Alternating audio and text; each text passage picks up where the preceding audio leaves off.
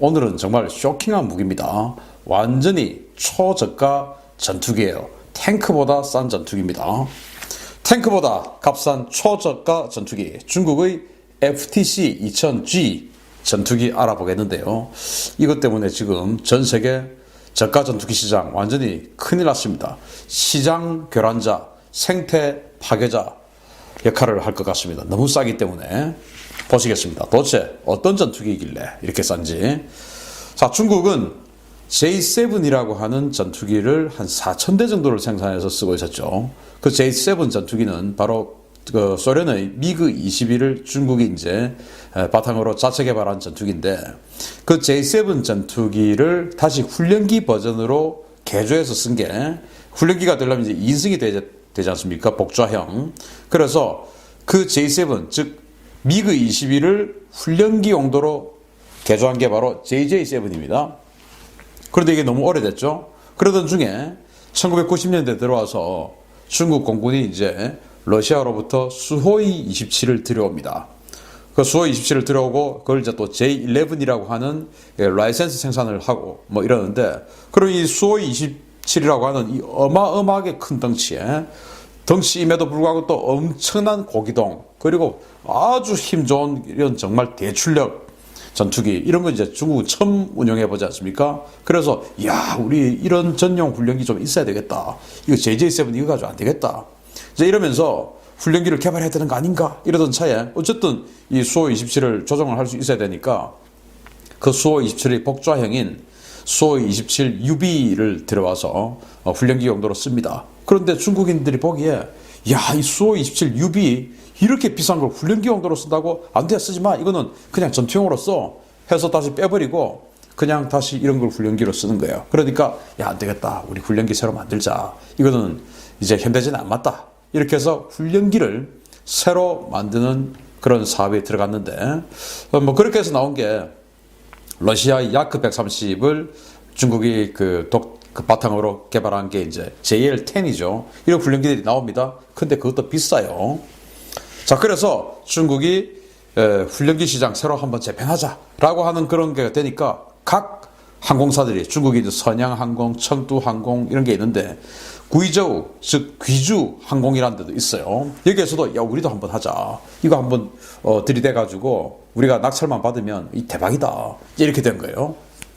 그래서 정부 주도가 아니고 업체 주도로 개발 계획을 짭니다. 야, 이거 당 통제 받지 말고 그냥 우리끼리 한번 해볼까? 그래, 그게 낫겠어요. 그래야 인센티브, 마진 우리가 다 먹죠.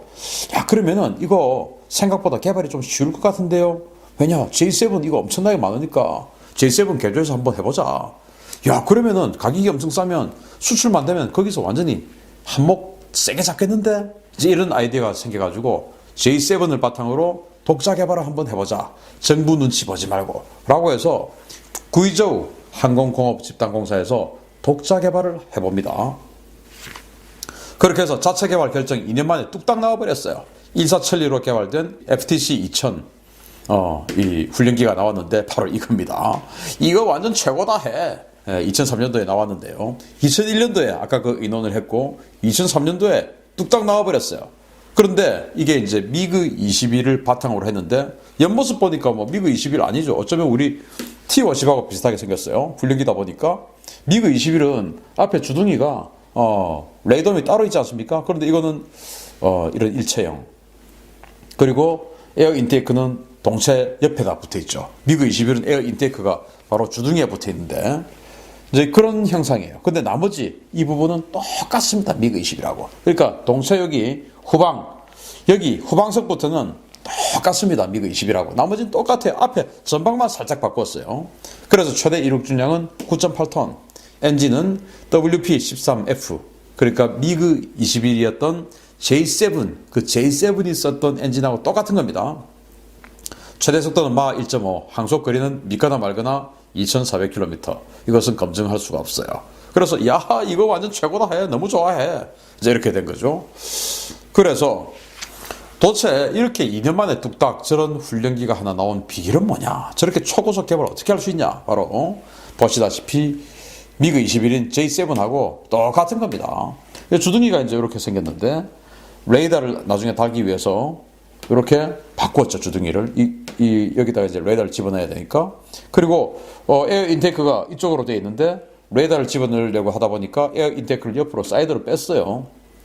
요거만 다르고 날개가 여기 이제 미그 21 J7은 조금 델타형, 삼각형 스타일로 이렇게 되어 있는데 여기는 약간 조금 각도를 줘가지고 날개 형상을 약간 다르게 했습니다. 그러면서 동체, 후방 이 부분은 미그 21 J7하고 똑같습니다. 그러니까 중앙 동체부터 엔진까지 다 똑같다. 이제 이렇게 되는 거죠. 똑같으니까 엔진까지 완전히 똑같고 내부에 있는 이 뭐 디지털 칵핏 이런 것도 없고 완전히 고색 창연한 J7 그대로의 거기서 약간만 개조된 그런 아날로그 방식의 조종석 이러다 보니까 그냥 뚝딱 나와버리는 것이죠. 그래서 기존 군수지원 인프라를 활용 가능한 초저가 훈련기입니다. 이게 중국 해군의 간택을 받아버린 겁니다. 당시 이제 중국이 러시아 야크 130 라이센스 해가지고 JL-10 만들었는데 해군이 보기에 이게 더 좋네. 왜냐? J7을 워낙 오랫동안 많이 썼으니까 이거 뭐 J7 썼던 그 부대가 바로 써도 J7에 썼던 그 부품들 이거 그대로 활용하면 되거든요. 동류 전환 바로 되죠. 그러니까 이거 뭐 다른 게 필요 없네 해가지고 중국 해군이 공식 훈련기로 FTC 2000을 선택을 해버립니다. 그래서 제식 넘버를 붙였어요. JL9이라고 제식 넘버를 붙였어요. 이제부터 JL9이라고 불러달라 해. 이제 이렇게 된 겁니다. 그래서 2014년도에 중국 해군이 이렇게 선택을 하니까 공군이 딱 보니까 공군은 원래 JL10 하려고 했는데 아니야 이게 더 좋아 해가지고 JL10 소수만 계약하고 나머지는 공군도 이걸 갖다가 주력으로 계약을 해버렸어요. 그래서 중국 해군 공군 항공대의 훈련기를 그냥 다 석권을 해버린 겁니다. 왜냐? 이 J7 전투기 4,000대나 썼던 중국이니까 이건 뭐 그냥 갔다가 그냥 바로 타 하면 바로 되는 것이고 부품 없어? 알았어. 예전에 쓰던 거 갖고 와 하면 군수사령부에서 바로바로 부품을 갖다 줄 수 있으니까 이게 너무 좋아요. 그래서 그냥 중국을 먹어버렸습니다. 그래서 이제 이 구이저우 항공이 중국 해군과 공군을 딱 먹고 나서 이거 우리 너무 가격도 싸고 너무 좋은데 다른 나라에도 한번 팔자. 왜냐? 미그 21을 썼던 나라들이 얼마나 많습니까? 냉전시대 때. 그리고 또 중국의 J7을 썼던 나라들도 굉장히 많아요. 그래서 아프리카의 나라들 이런데 J7 썼던 나라들 많거든요. 지금도 쓰고 있는 나라 많거든요. 그러면은 중국 해군과 중국 공군이 이 JL9을 선택했던 것처럼 다른 나라들도 J7 쓰고 있는 나라들 또 어쩌면 미그 21 쓰고 있는 나라들도 이건 뭐 따로 기종전환 훈련도 필요 없이 바로 그냥 갖다 쓰면 되니까 이거 한번 해볼까? 그런데 훈련기도 팔고 전투기도 한번 팔아보자 라는 생각을 한 거예요.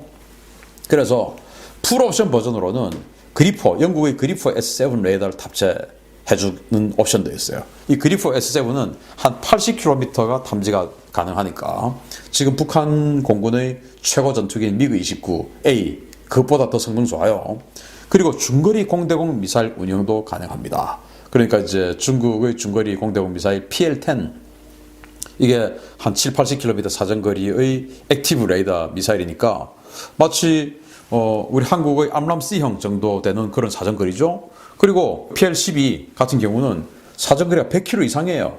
우리 한국 공군의 암람-D, 미 공군의 암람-D 같은 그런 성능이에요. 대단한 거죠. 이런 중거리 공대공 미사일까지 운용할 수 있으니 BVR 되고 그리고 무장을 최대 3톤이나 탑재할 수 있어요. 3톤. 그러니까 이제 나름대로 폭탄도 운용할 수 있는데 이제 폭탄 같은 경우는 우리는 이제 GPS 유도 폭탄을 사용할 수 있지 않습니까? 그런데 중국은 GPS는 미국의 통신위성이죠. 그런데 자기네들은 베이더우, 북두, 한자로는 북두. 그래서 중국은 베이더우라는 걸 따로 만들었어요. 그래서 베이더우 유도 정밀 유도 폭탄, 그리고 레이저 유도 폭탄, 그리고 대한 미사일까지 운영이 가능한 이런 뭐 희한한 멀티롤 전투기를 만들어서 이제 전투기도 한번 팔아보자 라고 해서 세계 시장에 에어쇼에서 데뷔를 해서 세계 시장에 내놓는 겁니다. 2018년도에 딱 데뷔를 했어요. 최대 이륙 중량 11톤입니다. 그리고 이제 엔진은 아까 훈련기하고 똑같아요. 무게가 약간 무거워지다 보니까 속도는 마하 1.4로 살짝 줄었습니다.